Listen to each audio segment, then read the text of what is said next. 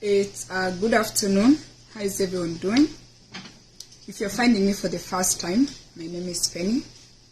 I come here a few days a week. My goal here is to inspire you. I hope you can listen and learn by the time you're done listening to me.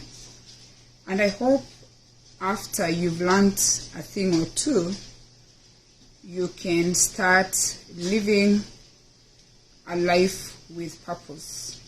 So the first favor you're going to do for me is to share this video to the groups you belong to. If you have a page, share it on your page. Invite your friends and let us learn from each other. You hear my American accent? Let us learn from each other. It's snowing in New Jersey. We are riding a winter season, so the weather is not so pleasing as I look. You know, I look summery, and I decided to dress summery because the weather out here is not so good.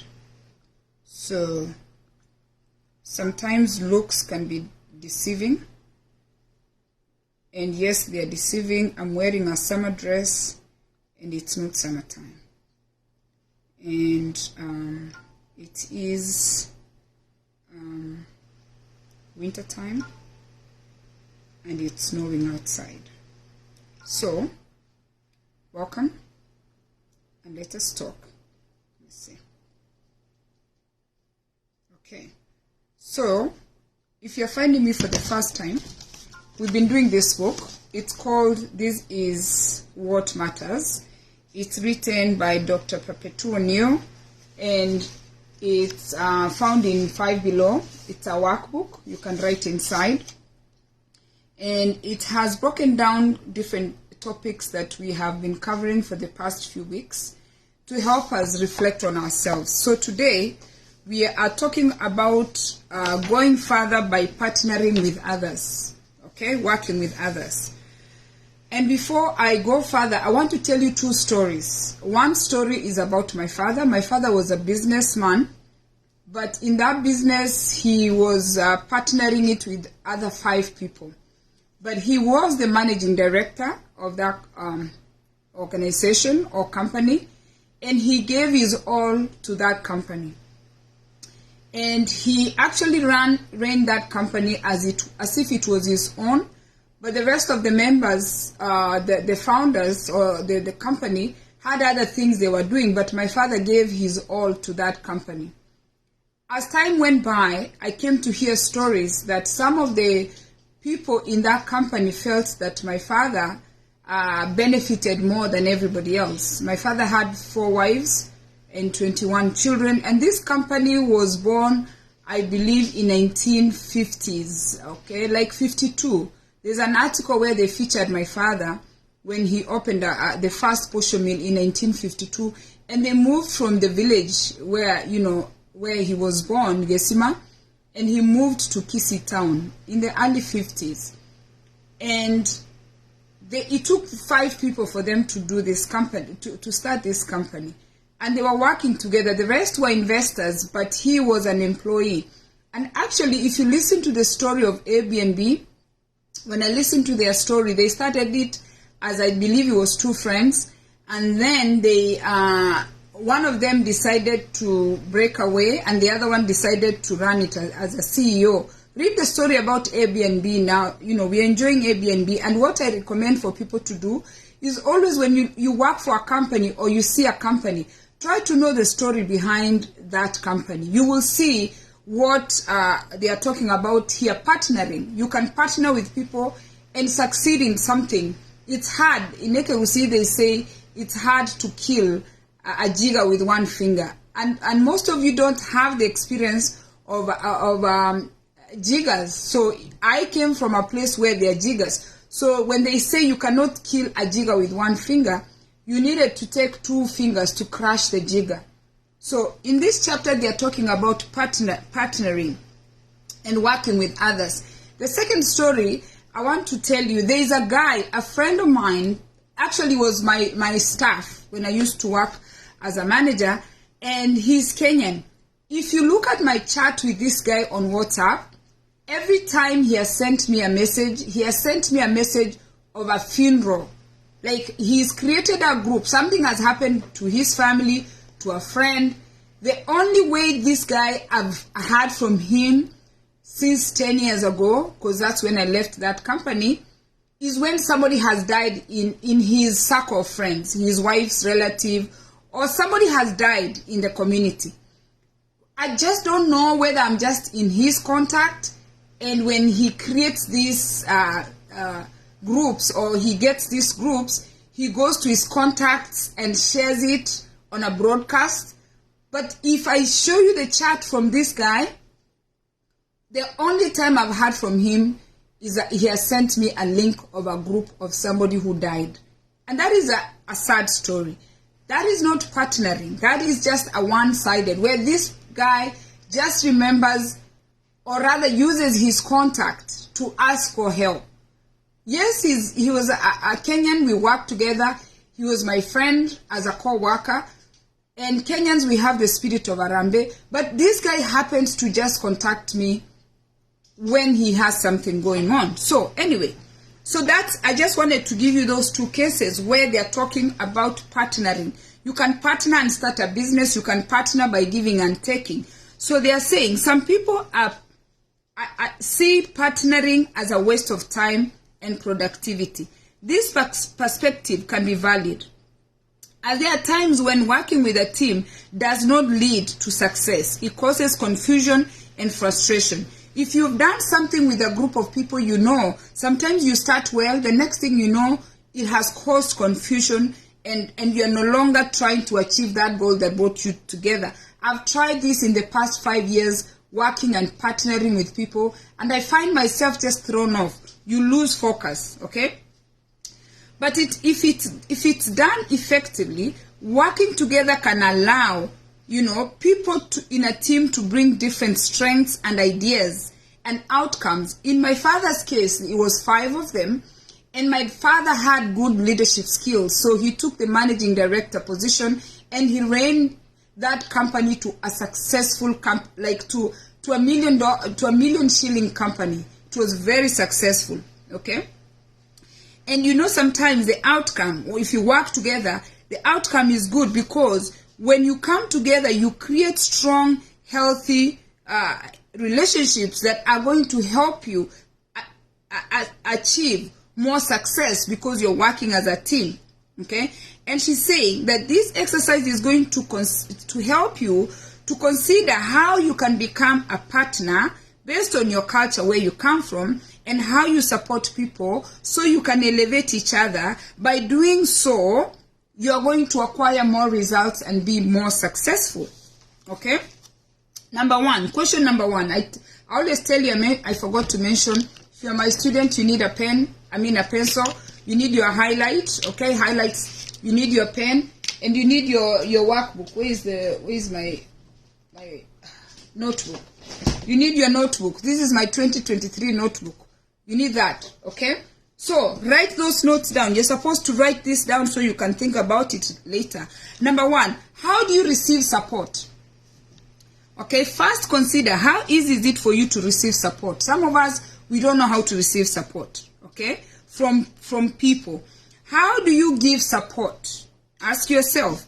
It may be by asking other people to give you support that you have given support before, or you're asking for support from people you've never asked, that have never done anything from you. Okay? Yes, John, that's where we are going. You're ahead of me.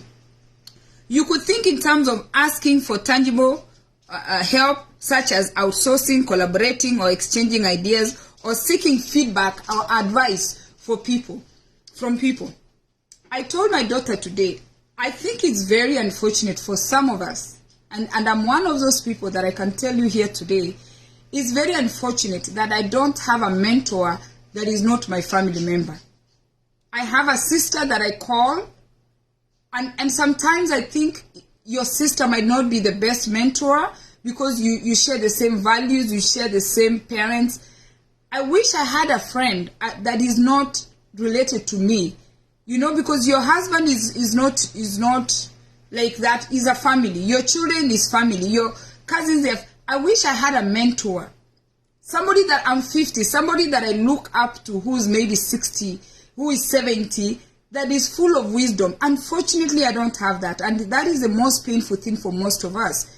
Do you have a mentor? Do you have someone that is not your family member that you can trust 100% to call when you have a concern? Okay?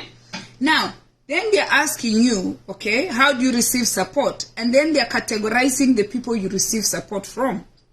Do you receive support from people that are on the similar level? When you're receiving support from someone who's on the similar level, sometimes really what you know is what they know, okay?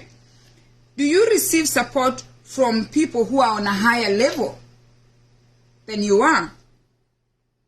Or do you receive support from people who are on a lower level? So we have a lower level, you have the same level, and you have a higher level. When you've asked for help, who have you asked for help from? Okay? What is your overall relationship with receiving support? I know most high achievers or most perfectionists don't even ask for help, which is terrible. People who think they got it, they want to do everything. They don't trust anybody to do anything for them. Those people are suffering because they want to perfect whatever they are doing. It doesn't matter what they are doing. They are going to perfect it. Okay? When you ask for help from people, what are your expectations? This is still question number 1, which is asking you, how do you receive support? Are there areas where you could do extra by asking people to help you with different things? Are there areas by asking people to do different things in your, like whatever help that you're asking from? Okay? If there are people who can do whatever you can do, or they can help you, why are you not asking them for help? Okay? Now, ask yourself, if you ask for help from other people, how is it going to benefit you? Number 2, how do you provide support to others? Okay? Some of us, we are just receivers. Some of us, we just don't even give. Some of us are givers. How do you receive support? Or how do you provide support? Okay? Now, consider how easy it is for you to support people. It may be by offering unprompted or giving support when you're asked. From people who are on the lower level, from people who are on your level, or people who are on the higher level. And by the way, lower, same, and over, they are all asking for help. They are trying to tell you all levels, we all need help. Okay?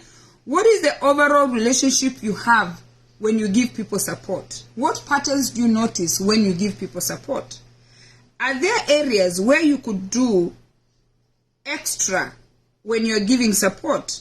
If so, which are these areas? How would you benefit from providing support? If you give support, how do you benefit? All right? Do you have, that's number 3. Actually, if you're coming in, number one is how do you receive support? Number 2 is how do you provide support? Number 3, do you have a support system? Okay? Now consider, if you have people that you can trust to turn to, they could be mentors in similar or different careers, peers, and other wisdom to offer. Recently, I text, after my injury, as you can see, I have an injury here. They put this yesterday. And I text a doctor friend of mine because I just wanted to consult what he thinks of this, my injury, because I'm just struggling to use this hand. And the pain is so much that it blows my mind. And I sent him a message and I said, this is what the MRI, because I did an MRI, this is what the MRI is showing. And of course I have the doctor that I'm going to, And I asked him, what does that look like? Okay. Then I also text another friend of mine who's a nurse, and I said, this is the results from the MRI. Ask your friend who's an orthopedic what this looks like. Is this something, how can I treat this? Because I got an injection to ease the pain because I was not able to use this hand. And she spoke to her doctor friend, and the doctor friend told me whatever she told me. So I've consulted three people about this pain. So they're asking, do you have who's that your support system? Doreen is here. Doreen, I'm so happy. In fact, you're one of the people that really inspire me. I am so happy to know that I'm your support system because I'm older than you. Some of the things you're going through right now, I have been through. In fact, when you call me, you could call me in the middle of the night, and I have experienced whatever you have experienced. And that is the most beautiful thing of having someone maybe who's 10 years older than you, or somebody who has been in marriage, or somebody who has been in business. Those are the mentors we are talking about, because they already, whatever you're going through, they already been there. If you're going to start a business, you're going to come and ask me, Penny, when you started your business, how did it go? What was hard? What challenges? So they're asking you, do you have those people? Okay. If your answer is yes, what does this support look like? How does it serve you? Would you like this support to be any different if you have me as your support system? How does this support system, my support system, look like to you? Would you have this support system that you're getting from whoever, your mentor, would you have it to be any different? Okay. If you don't have the support system, okay, who would you ideally like in your circle of trust? And why do they belong there? Who would you like in your circle of trust, and why do they belong there? So if you answered no, ask yourself, who would you put there if you don't have? Doreen is here watching. She answered yes. And Doreen, the question to you is, how would you like this support to be a little different? In fact, I can even tell you, she can call me and it takes me a day or two to respond. And she already knows. But maybe she can say that, hey, can you respond a little faster? What would you wish for your support system to do a little different? Okay? How do you generally respond when someone trustworthy offers constructive advice? Think in terms of both solicited and unsolicited. So now, how I came to start talking on Facebook, because I'm a reader. I just read all kinds of books. This house is full of books everywhere. I was burning with information. I left a job that I used to train. I used to feel so good, teaching people new things. It was exciting for me to tell people what I'd learned, or to teach my staff when I had something to tell someone. And it used to bring me so much joy that somebody learned something new. So when I left that job 10 years ago and I went into housekeeping, there is nobody what I'm doing now, cleaning buildings or health, like maintenance, there is nothing. I'm not talking to anybody. I'm talking to machines, right?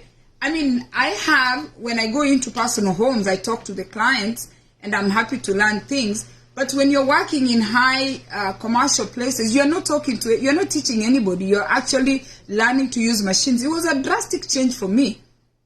So I said, you know what? I don't want this gift that I have, or this unsolicited advice, to just go through the drainage. And I started a page. When I resigned in that job, I started this Facebook, and I started talking because I feel pushed to share what I've learned. It's unsolicited advice, and that's what makes Facebook such a beautiful place, because I'm talking.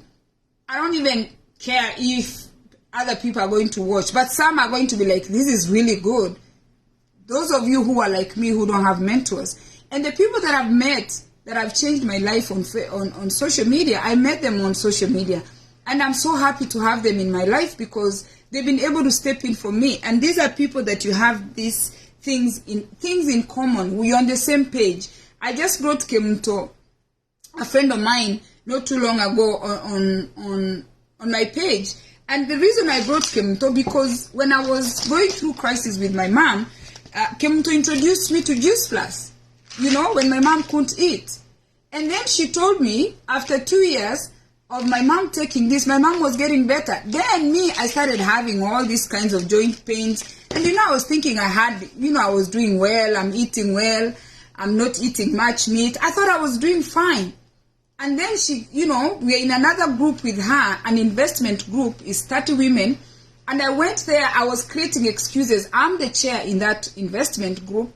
I was creating an excuse for not even catching up. I was just, how you create excuses for not doing things. I was blaming my knee pain. At that time, my knees were like I couldn't bend. I'm telling you, they were in a lot of pain.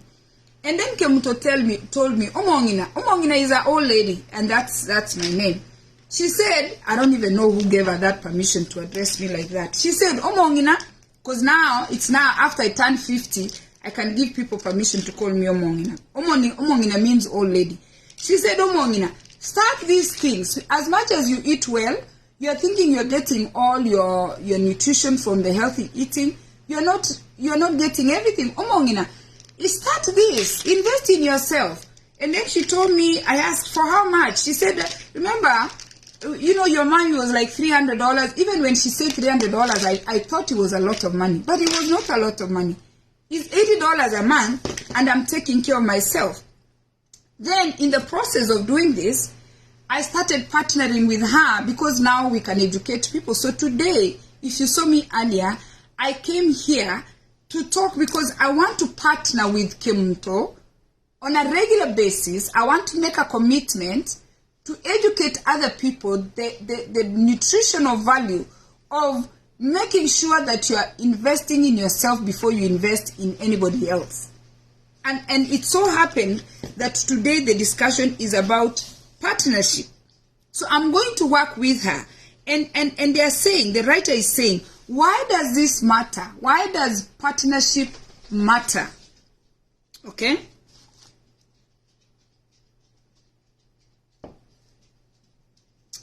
Healthy work cultures allow everyone to shine.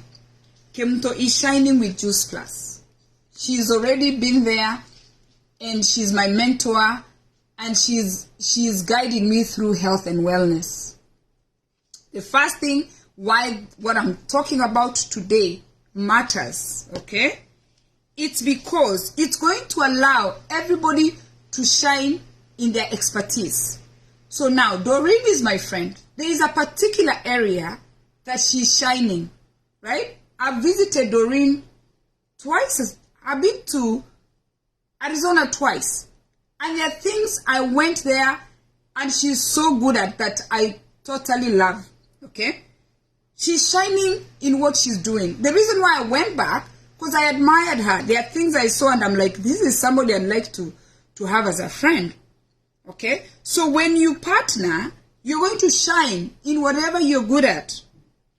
People share ideas and experiences and uplift each other. There is a team, there is a spirit that everyone works towards the bigger goals, okay?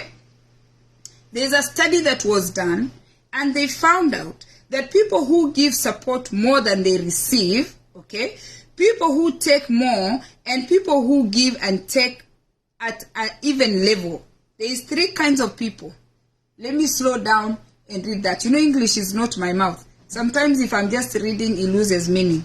They found out there is 3 kinds of people, okay? So find yourself. People who give support more than they receive. That's the first group, okay? People who take more than they give. That's the second group. And people who give and take on an even level. Okay? Now, Doreen happened to be here and I want to continue using her. There's a give and take. I can't just be the one always giving Doreen. There's something she has to give me. I can't just be the one giving. She can't just be the one giving. So identify where you are. Okay? People who give support more than they receive. People who take more than they give. And people who take at an even level. Okay? Now, I never used to talk on the phone. And when I found my friends, I found friends in 2017 on Facebook. I found friends that used to call me. In fact, to be more specific, it was Lorna and Becky, my friends from Texas. And these ladies used to call me because I'm omongina, I'm old, meaning the old school. Phones were introduced to us for a reason. We only called when we needed something. We didn't just call. We called when there was a reason to call. So when these two ladies would call me, if I'm not busy, I'll pick the phone. If I'm busy, I won't pick the phone. And sometimes, because at the time they didn't know I'm already old and I'd lost my memory, sometimes I don't remember to call them. Or if I pick the phone, I'll tell them, I'll call you later. And then I completely forget. And it so happened that the two ladies were bold enough, or rather they were kind enough, to confront me about not calling them back. And then they asked me, do you realize we always call you and you say you're going to call back and you don't call back? Why was I not calling back? In the beginning, for me, at my age, people called because they had something to say. I didn't know people call to greet people. So, Lorna took it upon herself to tell me that I'm just calling to greet you. Then I'm like, you greeted me Friday. You greeted me yesterday. I was wondering, how many times are we going to greet each other? And I have to be honest, that is something I was not used to. Because I think, I even found texting to be easier. And then Becky told me on a professional level, she's like, Penny, if I call you, which I didn't take it very serious, but it's very serious. If I call you and you pick the phone and say, I'm going to call you back, and I never call back, she said, that is so unprofessional. You don't do stuff like that. And I'm always grateful for these two ladies because they help me understand what it means to give and take. And sometimes it's not the big things. They just want to check on you. And I didn't know, God was preparing me. I didn't know a time was going to come when I was going to need these two ladies. I started making the calls. I started looking for them. And even to make matters worse for me, my friend Becky ended up taking my daughter. At the time, she needed to go to Texas. She took my daughter, and this is not a sister, this is not a cousin. And when I told my brother that, my daughter wants to move to Texas because she just wants a change of environment, my brother asked me, you trust somebody to take your child? Like he was just so shocked that I want to give somebody my daughter. And why? Because we've been speaking with Becky, and Becky is a Seventh-day Adventist, and we had a lot in common. And I'm like, yeah, I can trust her with my daughter because we are speaking on a regular basis. But you see, it took her to correct me. It took Lorna to correct me and tell me, Penny, we can't always be calling you. Even you have to create time and call us. I just have to say that. Because you know what? I might think I have it. I might think I understand it. But I do not. Somebody has to have the give and take regardless of what you're doing. And then she continues to say, the givers who give support in a way that suits their strengths become the best givers. Give what you're good at. Don't give what you cannot give. Okay? And you're supposed to give. And this is where all of us who are in America who left Africa, immigrants, we give without caring about our interests. Okay? You're supposed to look at your own interests. Okay? In other words, it's about having boundaries rather than dropping everything you can do to help someone else. And it's about honoring your own needs and agenda. This is the most important part of this video.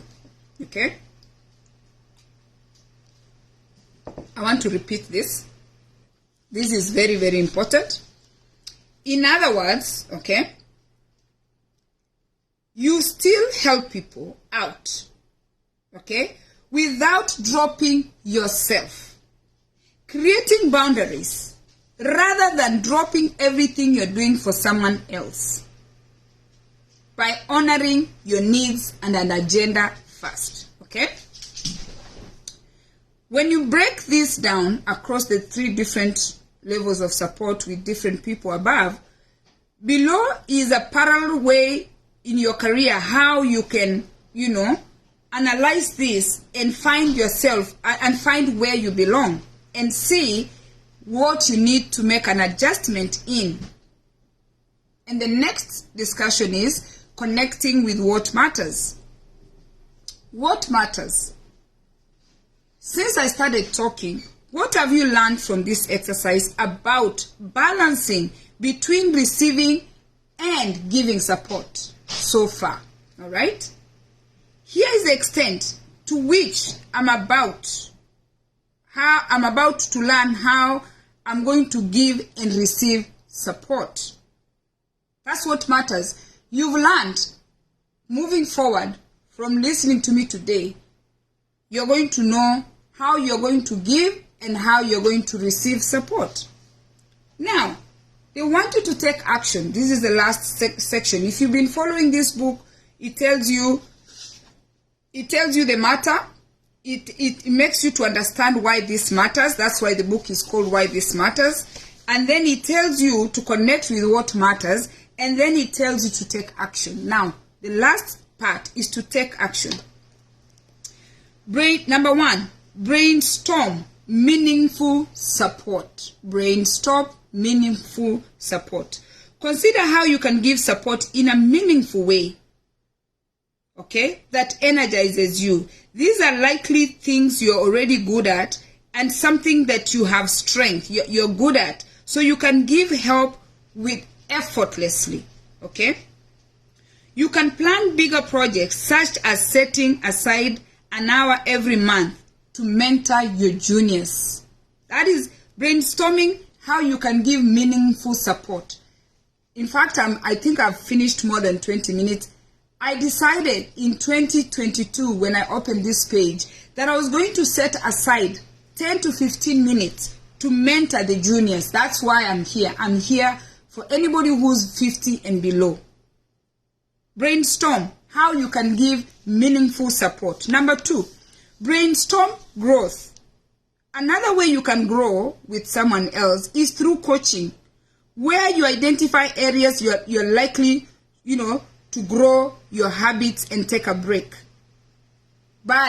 You take a break by what you normally do and figure out how you can perform. Okay?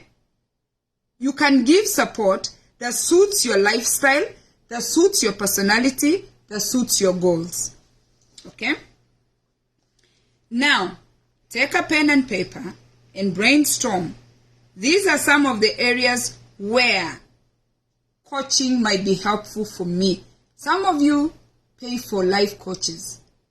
Some of you have people you consult. And that's what I said. I've never really used a coach, but it's very nice to have a coach. Okay? People you call and they help you decide things. I call them board members. You need 5 people. To run an organization in America, you need 5 people. Go to your piece of paper. They've created a space for you and write the 5 board members. If you don't have them, you need to look for them and you need to write them 1, 2, 3, 4, 5. Write your 5 board members. There are times I call 5 people with the same question. So the reason why you need 5 board members, because out of 5, if 3 say the same thing, then you go with it. Okay? That is why they need 5. You need a number there to break that. I have a concern. I'm going to call, I'll call Doreen. I'm going to call Lena. I'm going to call Becky. I'm going to call, who else? The people that are always on. I'm going to call John. I'm going to call, who else? Baba Jackie. Okay? I have 5, and I usually try to mix men and women. Women go with emotions. So be careful. And ladies, I want you to start practicing logic and emotions. I'm teaching my daughter that now. When I call you with a problem, stop this thing of feeling sad before finding a solution. So in your group of board members, mix them. have men and women. You can call these 5 people with the same problem. So write them down. And then number 3, they are telling you create a circle of mentors. That is even the challenge. That is the exercise they gave you on number 2. You need to brainstorm. Then number 3, create a circle. Okay? Work on putting together a circle of mentors. You can simply start by reaching out, introducing yourself, and being helpful. Okay? Write those people that you want to also mentor. Write yours and write the ones that you want to mentor. Okay? My circle of mentors are 1, 2, 3. Okay? Number 4, if you're employed, assess your workplace culture and how it relates to your support. Okay? If you're finding it difficult or even impossible to give and receive support, then you might want to consider the culture of accountability where you work. Certain workplaces and cultures take responsibility and look for solutions. And in fact, when I was reading this, the key word here, I told my daughter today, instead of complaining, replace complaining with finding solutions. If you are faced with a challenge today, I was saying once we are faced with a challenge, the kind of mindset I have, because I've been my own support. When I'm faced with a crisis, I don't start feeling sorry because I know there is no solution unless I find the solution. So start creating that mindset of finding solutions instead of blaming. Okay? I see it at work every day. We blame the supervisor. We blame the state. Remove blame and replace it with solutions. You don't like the job. My supervisor tells people that all the time and they think it's offensive. It's not offensive. You go to tell him things and that's how the job is. And he tells you, if you don't like this job, find another job. That is not rude. Those are very good words. If you hear these words every day, you have a supervisor that is reminding you to find another job. That's the best supervisor to have. Because you're not performing. Find another job. Okay? If you cannot find solutions to the challenges you face every day you clock in, okay? If every day you clock in, you're blaming your supervisor, you're blaming you're the founder of the company. If every day in your marriage you're blaming other people, when you are faced with challenges, you're blaming other people, then you need to take responsibility and change this mindset and stop staying in the victim mindset. This is a highlight. I have to highlight this. You see, I've highlighted that. I hear this in our families every day. The people who never really did what they were supposed to do, your siblings in the family, they are always the victims. They are always blaming other people. Okay? Or you could be around people who take away your credit. If you're around people who always say, Penny can't do anything, Penny is lazy, oh, Doreen can't do anything. Just look at them. There's that emoji that, let me show you guys that emoji. This emoji is what I've used for some time. And I like this emoji a lot because this emoji is how I look at everybody. And believe me, I don't just use it just at work or anywhere. I use it everywhere on people. Me, I'm like, you don't know me. I'm from Nyando Chevere. Every now and then, okay, that's the emoji. That emoji is my emoji. I just look at, I like to look, and this is a crossboard. I give those people like whatever to be able, that's how I shut my mouth. Then there's another emoji. I like these emojis. There's another emoji I give people who don't groom themselves, but they want to talk trash. People who are not, they don't self-care, but then they want to talk big. I give them that emoji. I'm like, it's okay. Because I'm looking at you like, really? You're going to come, like, here. You're going to come and tell me about me. I'm from Nyando Chivere. I've lived through jiggers. I've lived through farm work. I've lived through student visa in America. I've lived through childbirth. I have lived through delivering.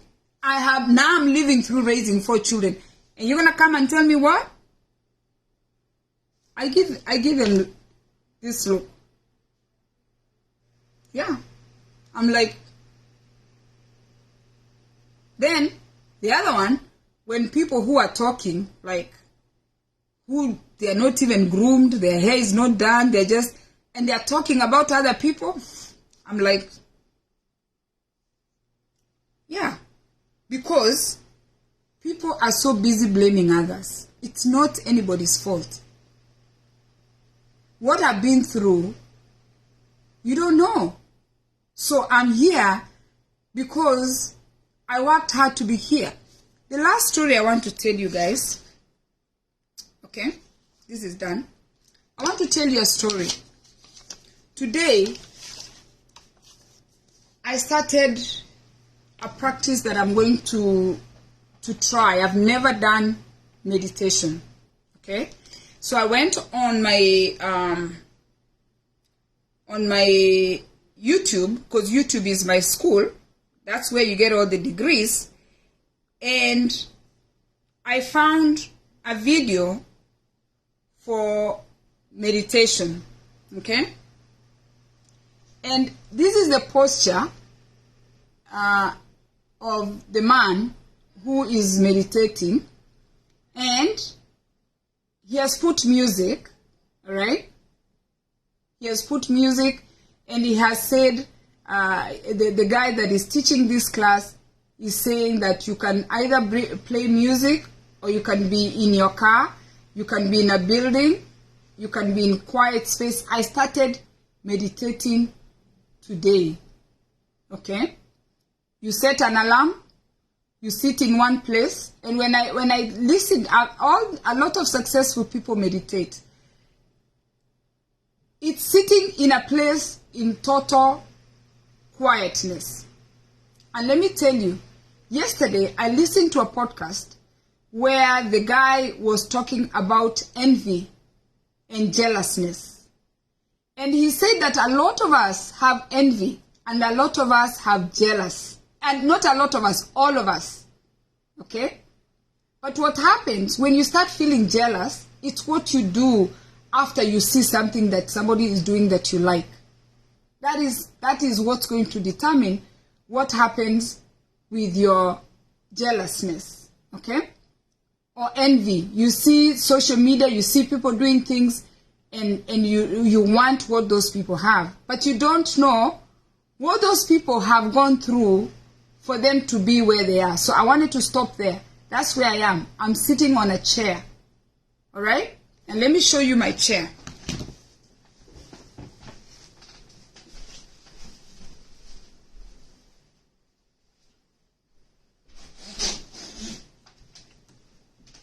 This is the chair. I have this chair. I brought this chair from Kenya. I have 4 of them. And it's a 3-legged chair. I brought this chair a few years, maybe over 10 years, and it's 4 of them for all my 4 children. And I'm here to bring 1 more for me. I only brought 4. This is my meditation chair. And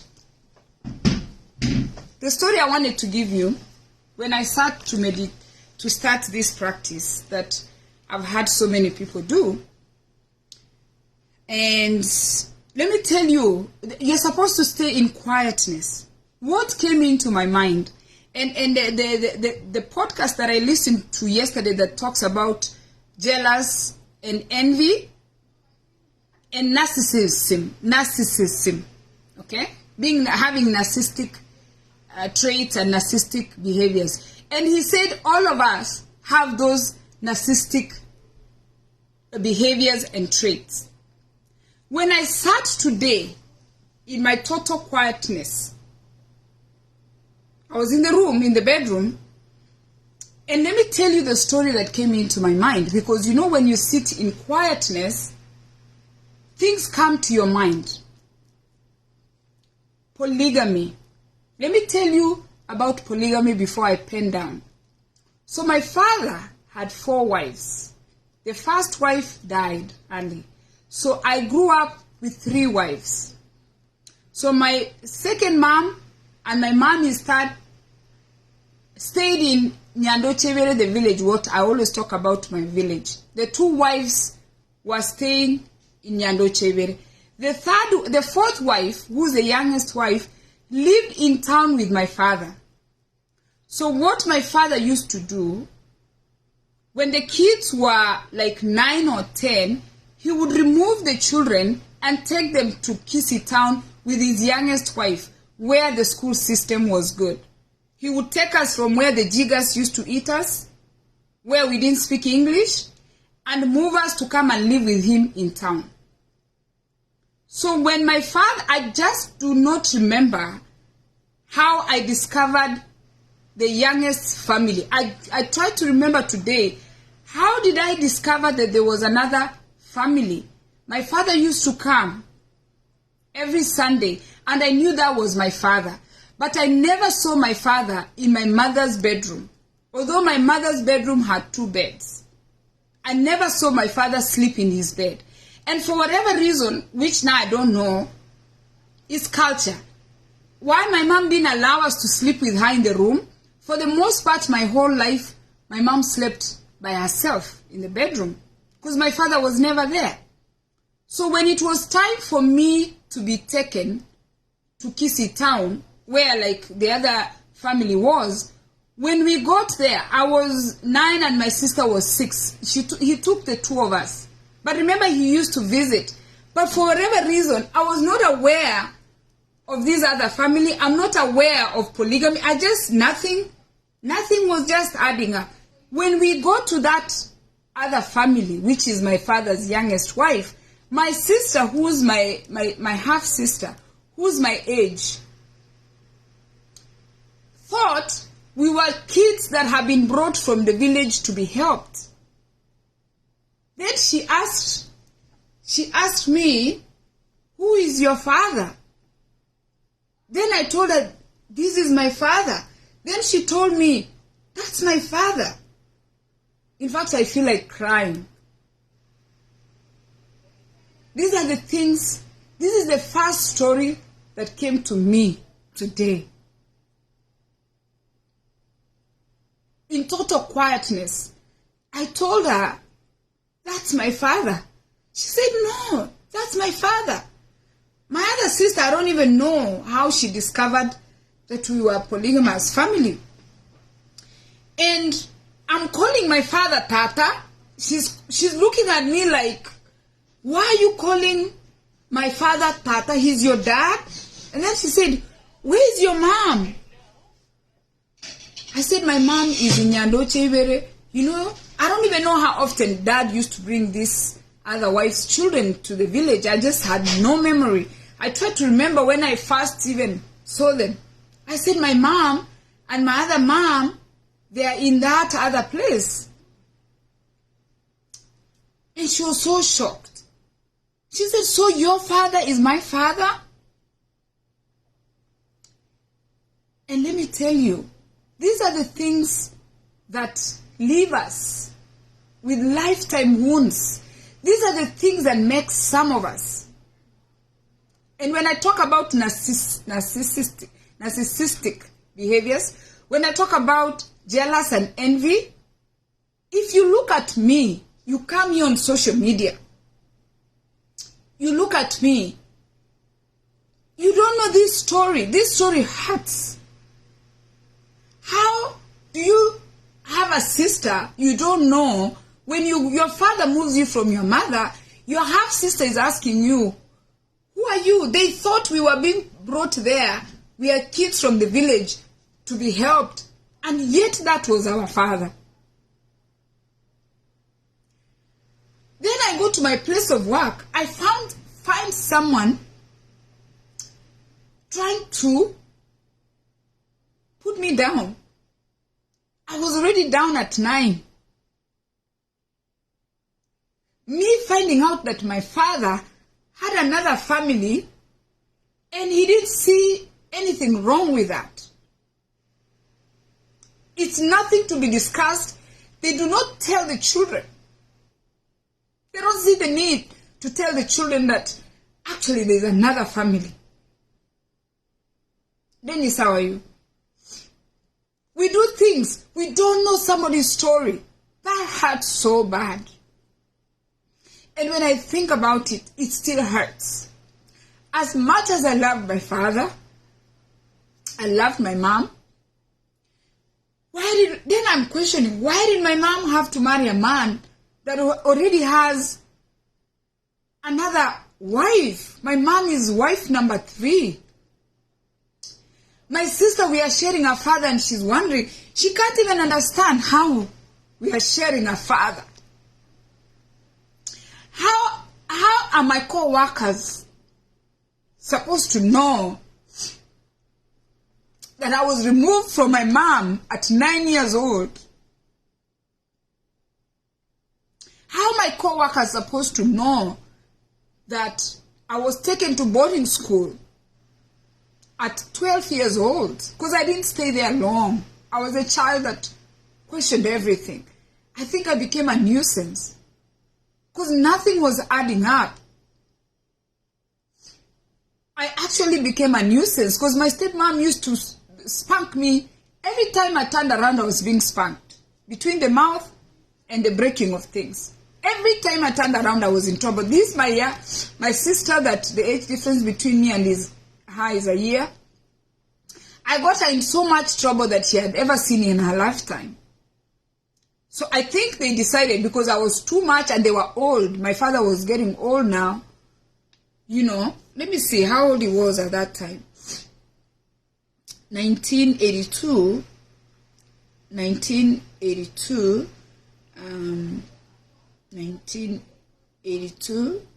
minus 1926. My father was 56 at the time. So now I'm 50 and I'm tired. So he's 56 and I'm like 9 years old and I'm a menace. I've always been a menace. I'm just causing chaos. They decided, because now I was doing everything. I have marks everywhere. I was climbing things. I've always been just, I think I had hyperactive disorder, and just they didn't know what to do with me, and they are old. And at that time, my mom is also old. I was causing so much havoc in that house for those 2 years I was there. They decided to take us to boarding school. So how would you know? How would you know that I've been through these things? How would you know that I'm a survivor of this polygamy thing and I'm trying to survive? How would you know my story? So when you're coming to partner with me, when you're coming into my life today, if you come into my life today, you don't know my background. When you're coming to envy me, you can look at me now and say, "Ooh, Penny looks good."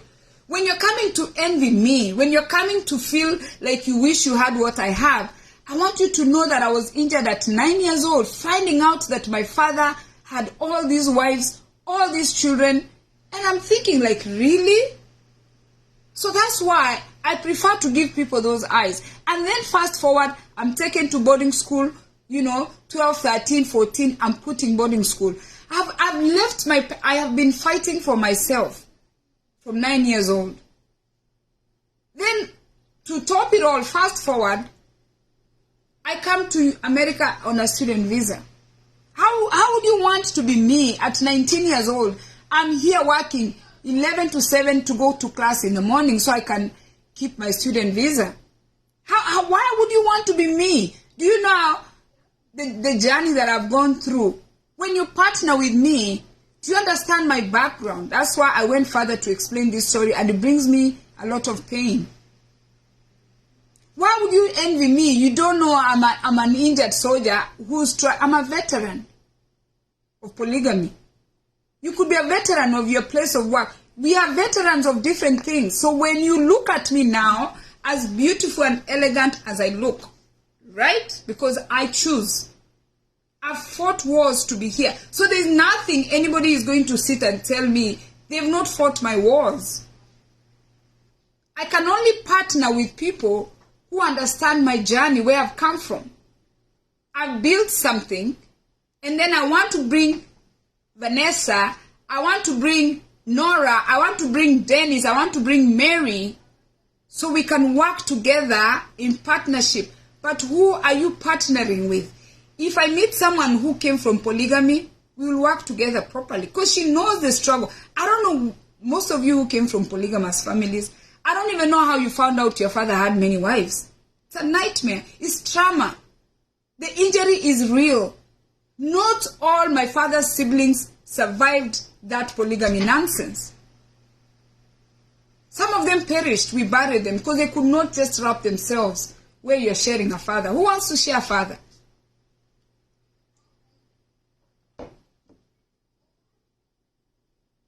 I was my father's child and only child that lived with all these three women. I lived with my mom, I lived with my oldest stepmother, and we lived with my youngest stepmom. I lived with these three, my father's three wives. And I pride myself, let me tell you, if you've not heard me saying, I love my father, I pride myself to tell myself, I want to tell myself, I'm my father's favorite child. I want to say that. All of them, all my siblings can say what they want to say because, you know, it's the same, we're in the same boot camp, we're in the same war zone, we are all veterans here. You understand? We are all fighting this war of polygamy to try and survive. But I want to come out and say, I am the strongest soldier, I survived this. So you cannot look at me and envy me because you don't know where I've come from. My journey is so strong that nobody can tell. And when I met my husband, I told my husband, you're marrying a veteran. I'm not an average woman. I'm a veteran. I've fought wars. And I'm a survivor of so many wars. That's why nobody, in fact, I'm yet to find somebody who's bullying me on Facebook and I feel something. I stopped feeling something at 9 years old. I don't feel anything. You bully me, I bully you back. Whatever you want to do. No, it's not happening. If I have time, I'll bully you back. But if I don't have time, I just let you. Some of them, I just let them. Partnering with people who understand where you're coming from. You cannot partner with people who don't understand your background. You cannot be a mentor if you've not experienced certain things. I've spoken for an hour. And I'm not normally an emotional person, but today I want to start this practicing of meditation that I've had so many people do it. I want to sit in total tranquility, and they say this, start with 10 minutes, 15 minutes. I started with 15 minutes today, and I needed to share that story. So join me in that journey. And the a week ago, I told you guys, I used to go to God with requests from the door. I have changed the way I'm praying. I had it backwards. I need to thank God first that I survived the war of polygamy, that I survived the war of being an immigrant, that I'm still surviving the war of being married. I'm surviving the war of raising adult children. I'm surviving the war of being an employee. I'm surviving the war of self-employment. There are wars that I've survived. I'm a veteran of so many wars that I fight every day. Thank you for watching. Share this video. Go to YouTube. I'm at 980 subscribers, meaning I need your support. And if you're in America, go to 5 below and pick this book. I hope I have inspired you by listening to me. I hope you listened and you learned something that you can apply in your life so you can start living a life with purpose. Because this life is a journey. You are not always going to be here. My father is gone. He used to tell us, by the time we become adults, he'll be gone. And he is gone. What really matters is how you're walking that journey. And how are you walking that journey? You have a guide here through this woman who went to school and put this journey together. And I found it. I found the book and I said, let me share it. Sharing is doing what? Is caring. So go, like my page. If you're here, share this video. Thank you so much for being so faithful. And be a mentor to someone. Mentor somebody. Do something for somebody. Give back through your experiences. I don't know if they have a soft copy, but Dennis, I can find some. I can buy the book and keep it for you. And find a way to send it to Kenya for you when somebody's coming. In fact, now that you requested it, I will see if they still have it. God bless you guys and have a blessed day.